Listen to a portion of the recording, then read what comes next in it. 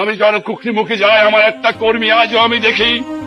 আমি যদি কক্সবাজার যাই, আমি আমার গ্রামে একটা কর্মীকে আমি দেখি, এদের সঙ্গে আমার রক্তের সম্বন্ধ। আজও দেখি সেই ছেঁড়া লুঙ্গি, আজও দেখি সেই ছেঁড়া পায়জামা, আজও দেখি সেই ছেঁড়া শার্ট, আজও পায়ের জুতো নাই। আমার কর্মী বাংলাদেশের লক্ষ লক্ষ কর্মীর উপরে আছে। কিন্তু কয়েকজন লোক যখন দেখে গন্ধ পায়, মধুমক্ষিকার গন্ধ পায়, তখন তারা এসে আওয়ামী লীগের নামে লুটতরাজ করার চেষ্টা করে, কর্মী ব্যবসা করার চেষ্টা করে। আওয়ামী লীগ কর্মীরা আওয়ামী লীগের থেকে তাদের উৎখাত করে দিতে হবে। আওয়ামী লীগের থেকে অধিকার তাদের নাই। আত্মসমালোচনার প্রয়োজন আছে আজ, আত্মসংযমের প্রয়োজন আছে আজ, আত্মশুদ্ধির প্রয়োজন আছে আজ। আওয়ামী লীগের কাউন্সিল বসেছে এখানে, আজ মনে মনে চিন্তা করো,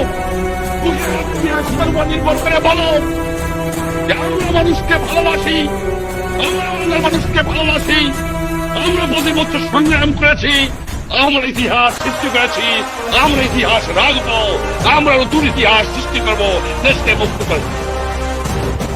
তাহলে আওয়ামী লীগের ইতিহাস থাকবে, তাহলে মরেও আমি শান্তি।